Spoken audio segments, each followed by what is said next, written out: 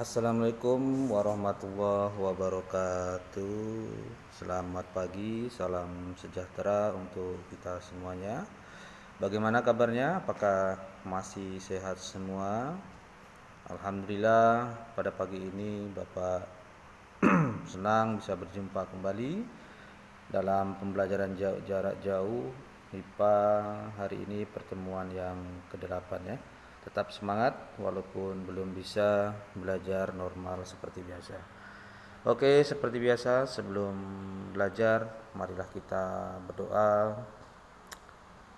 Semoga diberi kesehatan kepada Allah Subhanahu wa taala, kepada Tuhan yang Maha Esa. Berdoa, kita mulai. Berdoa selesai.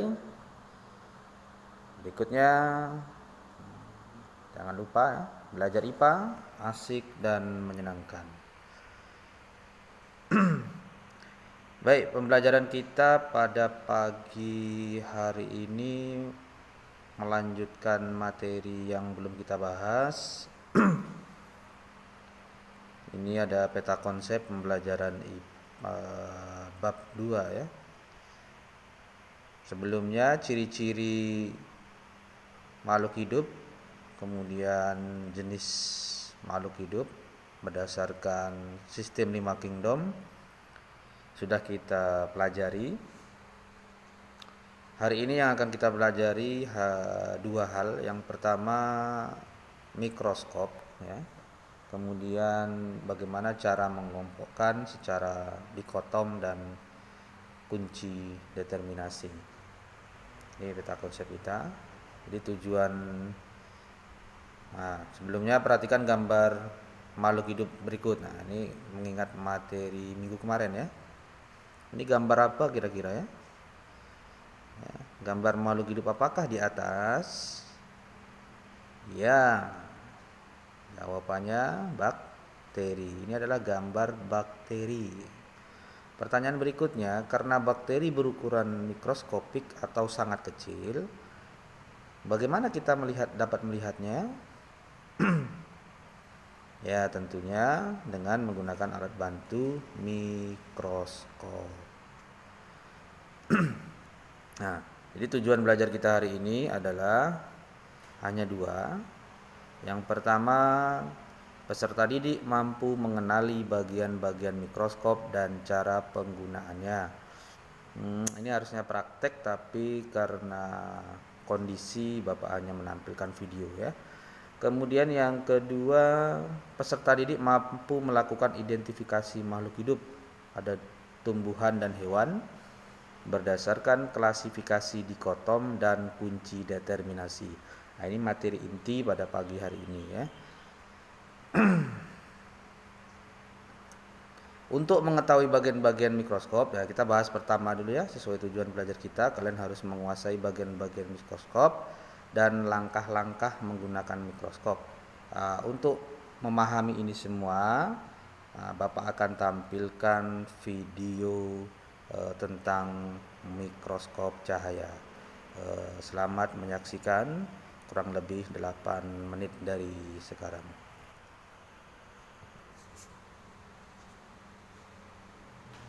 Manusia memiliki kemampuan yang terbatas untuk melihat benda-benda yang ada di sekitarnya. Benda-benda yang berukuran sangat kecil tidak dapat dilihat oleh mata secara langsung. Oleh karena itu, manusia memerlukan alat yang dapat membantu melihat benda-benda yang sangat kecil. Alat tersebut adalah mikroskop.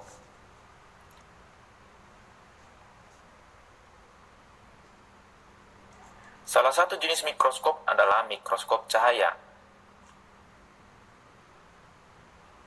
Mikroskop cahaya adalah jenis mikroskop yang menggunakan cahaya sebagai sumber pembentukan bayangan.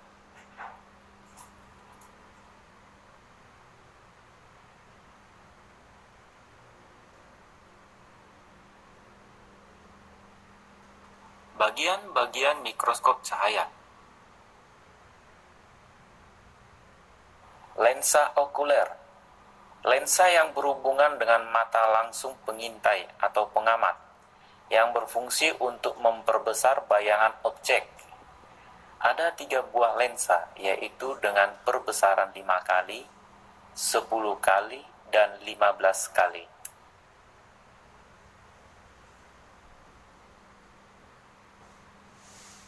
Tubus atau tabung mikroskop. Untuk menghubungkan lensa okuler dengan lensa objektif. Lensa objektif.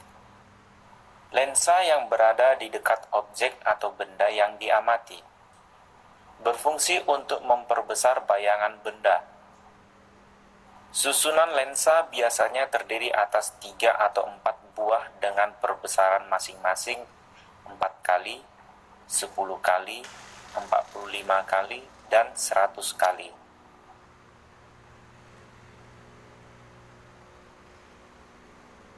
Revolver.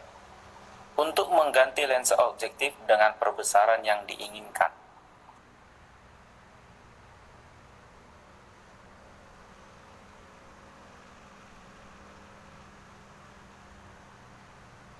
Pemutar kasar. Bagian ini berfungsi untuk menggerakkan tubus ke atas dan ke bawah secara cepat, sehingga memperjelas bayangan benda.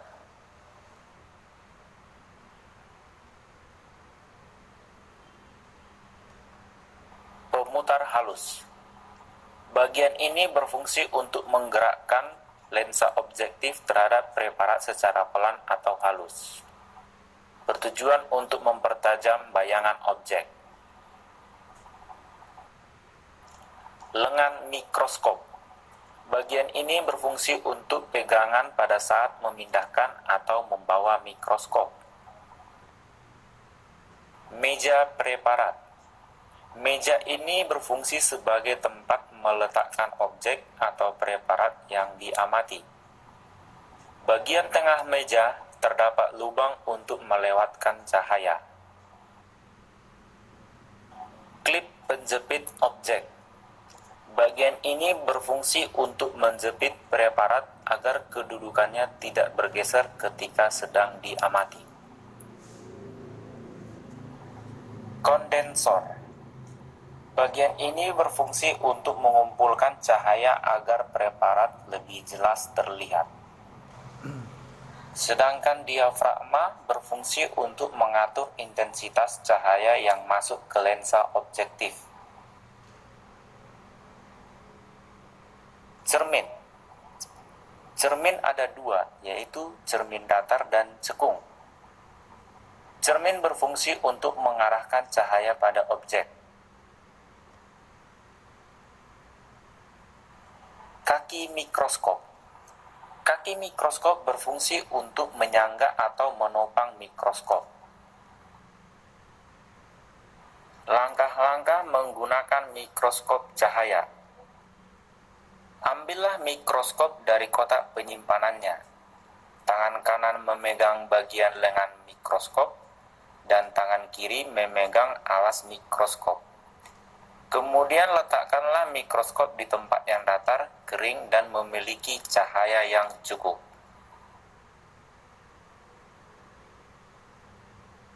Pasang lensa okuler dengan lensa yang memiliki ukuran perbesaran sedang. Kemudian aturlah cermin untuk mendapatkan cahaya yang akan dipantulkan ke diafragma sesuai kondisi ruangan.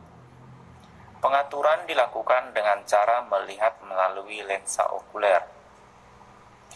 Cahaya tampak terang berbentuk bulat seperti pada video berikut ini.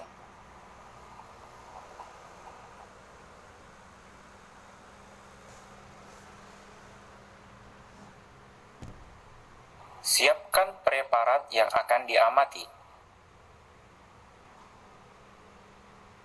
Kemudian letakkan di meja preparat mikroskop.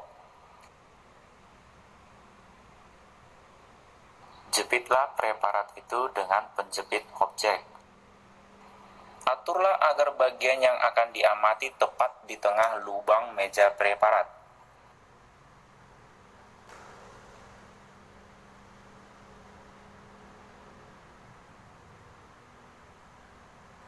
Aturlah fokus untuk memperjelas gambar objek dengan cara memutar pemutar kasar secara perlahan sambil dilihat dari lensa okuler.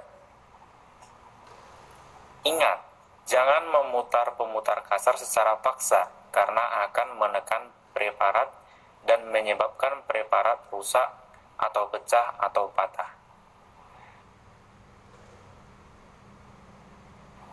Kemudian lanjutkan dengan memutar pemutar halus untuk memperjelas bayangan objek.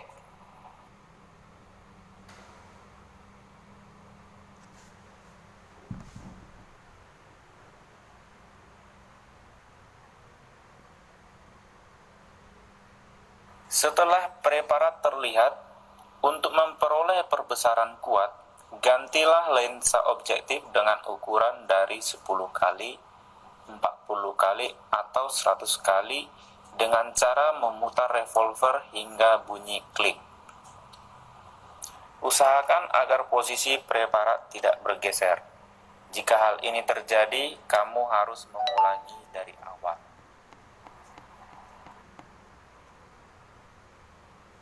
Setelah selesai menggunakan mikroskop, bersihkan mikroskop dan simpan pada tempat penyimpanan.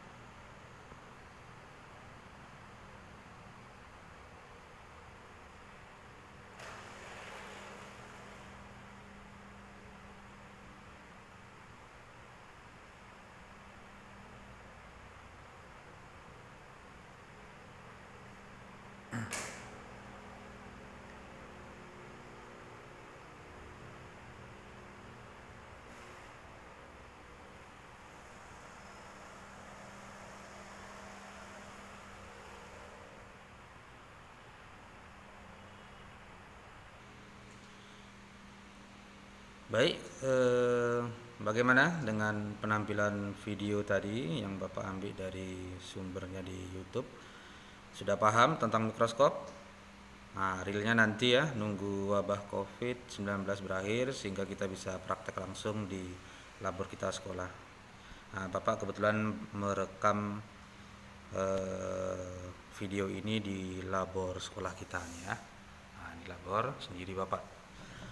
Oke, Bapak pikir untuk mikroskop cukup ya untuk catatan-catatan, bisa diulang-ulang video ini, atau para siswa bisa melihat buku teks yang dipinjam dari pustaka untuk kembali melihat bagian-bagian mikroskop, fungsinya, dan bagaimana cara menggunakannya.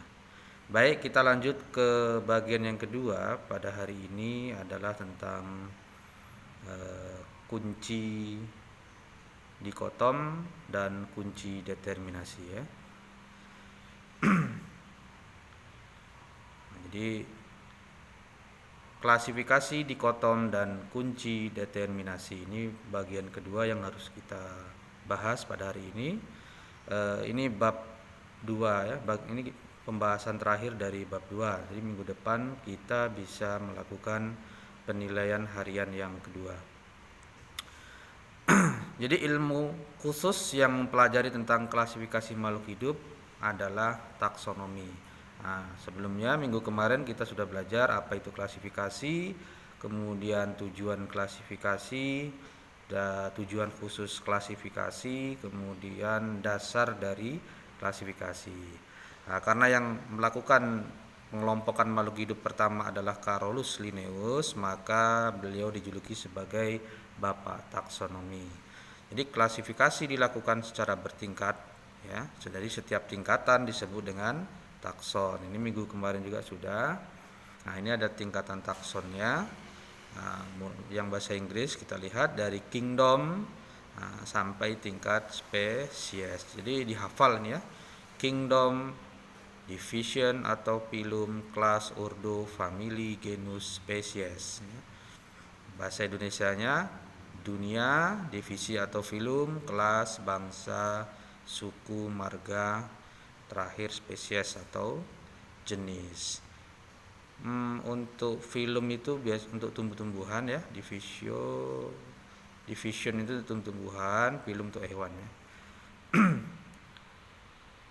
Nah, takson ini memiliki arti semakin rendah tingkatan takson, artinya dari kingdom menuju ke spesies itu persamaannya semakin banyak ya, tapi perbedaan semakin sedikit. Kemudian semakin tinggi tingkatan takson, berarti dari spesies menuju ke kingdom, di persamaannya semakin sedikit, perbedaannya semakin banyak. Ini maknanya. Kemudian selain itu, Carolus Linnaeus juga dia memperkenalkan sistem nama ganda atau binomial nomenklatur ya, dengan aturan sebagai berikut.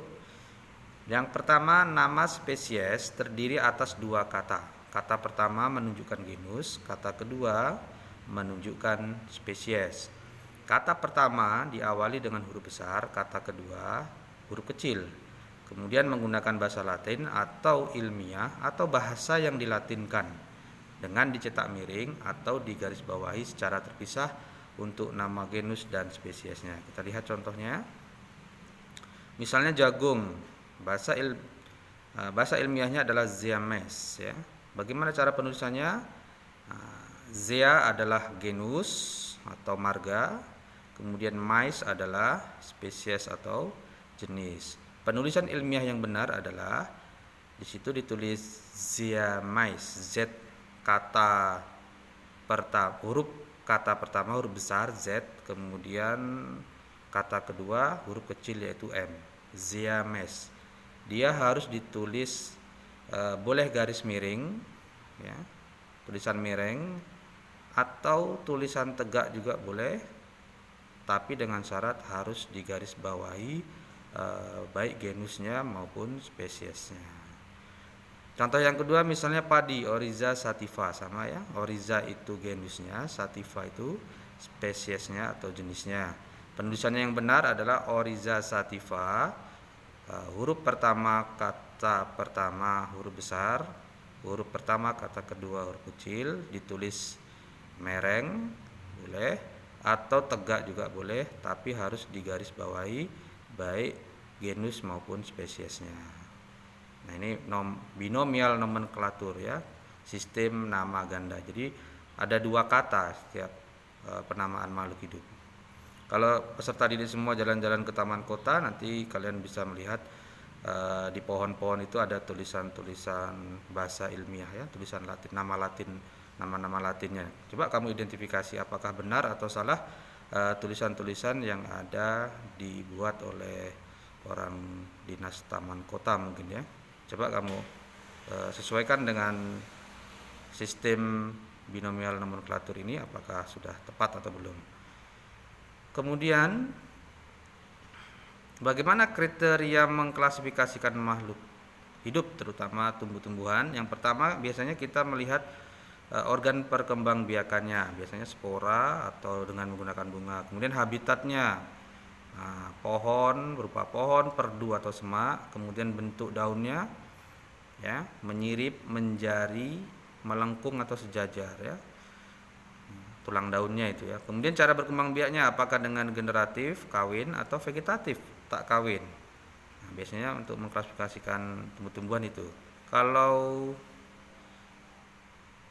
maaf, ini bukan tumbuhan tapi hewan ya. Yang B ini kriteria klasifikasi hewan. Yang pertama biasanya dilihat saluran pencernaannya. Kalau hewan tingkat rendah itu belum memiliki saluran pencernaan yang jelas. Kalau tinggi sudah ada mulut, saluran pencernaan, kemudian anusnya. Kemudian kerangka, ada yang exoskeleton di luar tubuh ya. Endoskeleton di dalam ya. Kemudian anggota geraknya ada yang berkaki 2, 4 atau bahkan tidak berkaki. Nah, itu biasanya dalam mengelompokkan mengklasifikasikan hewan ya, dan tumbuh-tumbuhan. Nah, sekarang yang berikutnya yang C adalah kunci determinasinya. Ini materi pokok kita pada hari ini.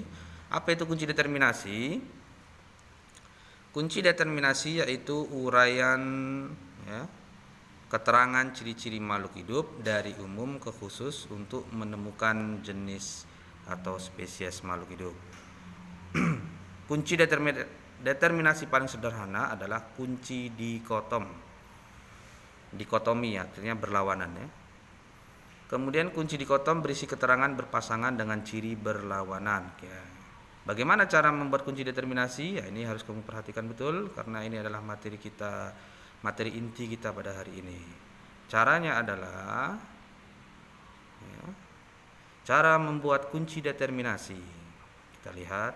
Yang pertama, kita buat diagram kunci dikotom. Misalnya kita mengamati tumbuh-tumbuhan yang ada di sekeliling kita.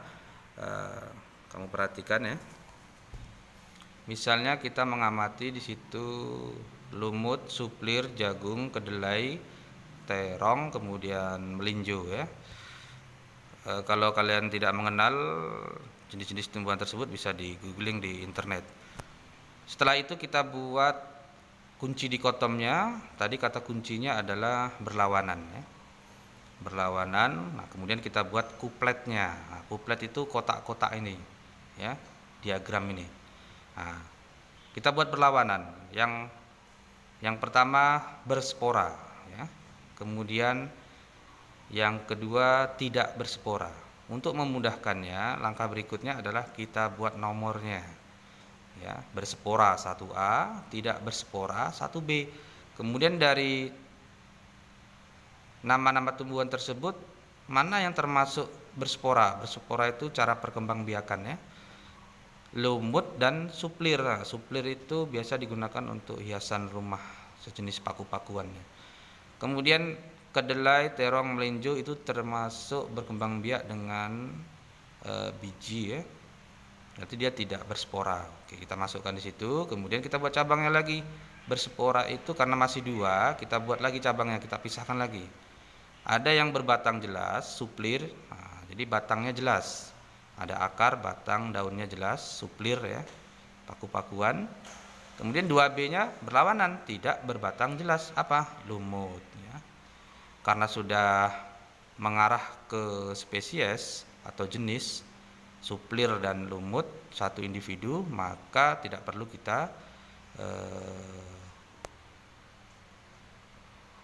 dikotomkan lagi ya, kita cabang-cabangkan lagi. Kemudian kita lanjut ke tidak berspora. Kita bagi lagi karena masih ada 4 itu, kita pisah-pisah lagi. Yang pertama ada biji tertutup ya, angiospermae. Kemudian yang kedua berbiji terbuka atau gymnospermae. Kita buatlah kodenya karena 2A 2B sudah ada, kita buat 3A 3B ya. Yang biji tertutup, yang masuk biji tertutup apa? Jagung, kedelai, terong ya. Yang biji terbuka melinjo. Ini teorinya kemarin dalam sistem 5 kingdom sudah Bapak jelaskan minggu kemarin ya. Kemudian yang biji tertutup masih bisa dipecah lagi, angiospermae ya, kan ada 2 tuh, ada dikotil, ada monokotil ya. Dikotil berkeping 1, monokotil berkeping 1, dikotil berkeping 2. Yang termasuk berkeping 2 kedelai, terong. Yang termasuk berkeping 1 jagung. Jagung cukup selesai karena cuman jagung udah satu spesies ya. Kita lanjut ke kedelai dan terong. Ini kan masih 2, kita pisahkan lagi. Nah, kita buat nomornya ya. Setelah 3A 3B berarti 4A 4B. Kemudian kedelai dan terong itu kita pisahkan berdasarkan apa ya? Oh, bunganya ya. Ada yang berbunga kupu-kupu, apa itu? Kedelai. Kemudian ada yang bunganya berbentuk trompet, yaitu terong. Jadi 5A kita buat 5B kupletnya itu, nomor di kupletnya itu ya. Nah, sekarang semuanya sudah teridentifikasi satu individu atau satu spesies. Ada suplir, lumut, kedelai, terong, dan jagung dan melinjo. Kemudian langkah berikutnya apa? Setelah membuat diagram kunci dikotom, yaitu membuat kunci determinasi ya. Nah, bagaimana caranya? Nah, buat nomor, kita urutkan aja itu ya. 1A, tengok di diagram 1A, tumbuhan yang berspora, kemana larinya? Ke 2A ya. Kemudian 1B, tumbuhan yang tidak berspora. Kita lihat. ketiga A ya. Ketiga A. Kemudian bawahnya kita tulis lagi 2A ya. 2A tumbuhan yang berbatang jelas. Titik apa? Karena sudah satu individu, maka kita tulis langsung suplir. 2B tumbuhan yang tidak berspora. Ya, tumbuhan yang tidak berbatang jelas 2B, maaf ya. Ya. Apa itu? Karena cuma satu individu, ya kita tulis langsung lumut. Kita lanjut ke 3A. 3A penerus dari 1B tadi. Ya, 3A apa kita lihat di diagram itu? Biji tertutup, ya. Biji tertutup kemana larinya? Oh, masih ada cabang lagi ke 4A. Kemudian 3B-nya biji terbuka. Biji terbuka, oh sudah langsung ke individunya, melinjo ya. Kita langsung tulis saja. Kemudian 4A kita buat. 4A lihat berkeping 2. Nah, lanjut kemana itu? Oh, masih ada cabang lagi, 5A. Kemudian biji berkeping 1. Biji berkeping 1 sudah ada individunya sendiri, yaitu jagung, kita tulis. Kemudian 5A masih ada cabangnya lagi tuh. 5A berbunga kupu-kupu. Langsung kita, karena tinggal satu individu, kita tulis kedelai. Kemudian B berbunga trompet. Langsung kita tulis terongnya. Nah, itulah kunci determinasi. Semuanya berlawanan ya. Semuanya dikotom atau berlawanan. Misalnya ada pertanyaan. Kunci determinasi kedelai adalah, nah, kamu tinggal ngurutkan aja ya. Yang lebih mudah sebenarnya dari bawah, yaitu kedelai. Kita lihat kedelai. Kedelai berarti 5A. Kemudian naik ke atas 4A ya. Yang 4A tengok di atasnya, yang sebelah kanan. Oh, ke 3A. 3A kemana lagi? Oh, 1B. Nah, tinggal tulis nama-namanya. Jadi ciri-ciri kedelai adalah tidak berspora, berbiji tertutup, berkeping 2 atau dikotil, dan berbunga kupu-kupu. Contoh yang kedua. Kunci determinasi suplir. Nah, tengok mana suplir? Oh, tengok di atas itu. Ya, suplir 2A ya. 2A kita tulis. Ya, kemudian langsung ke 1A.